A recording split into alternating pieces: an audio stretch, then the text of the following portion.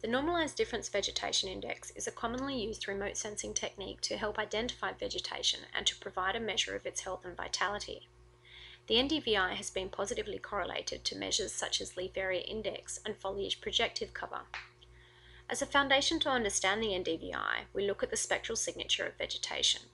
With wavelength on the x-axis and reflectance on the vertical or y-axis, we can see that the presence of chlorophyll and photosynthesis causes light absorption in the red region of the spectrum, while internal cellular structure or biomass of vegetation can be indicated in the near-infrared region. In general, healthy and/or dense vegetation reflects a lot of near-infrared light, but very little red as it is absorbed instead. Conversely, when vegetation is sparse or not so healthy, we see a decrease in the near-infrared reflectance, but an increase in the red reflectance as there is less chlorophyll to absorb the red light. The NDVI combines the information available in the red and near-infrared bands into a single representative value.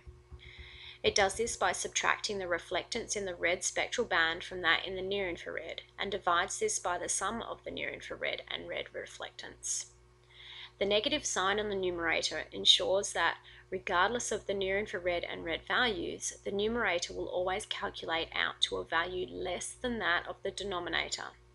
This means that the value of the NDVI will always equate to a value between -1 and +1. Back to our healthy, dense vegetation. With its high near-infrared and low red reflectance, the near-infrared value dominates the NDVI equation.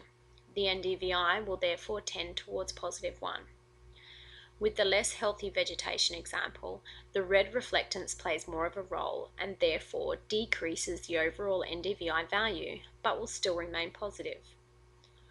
While NDVI is primarily used for vegetation, it can also be useful in identifying other features in an image as well.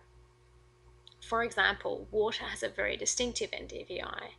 As almost all near-infrared light is absorbed by water, the red reflectance value becomes higher than the near-infrared. This therefore sets up a situation where the numerator becomes negative, therefore the NDVI value is also negative, or less than 0.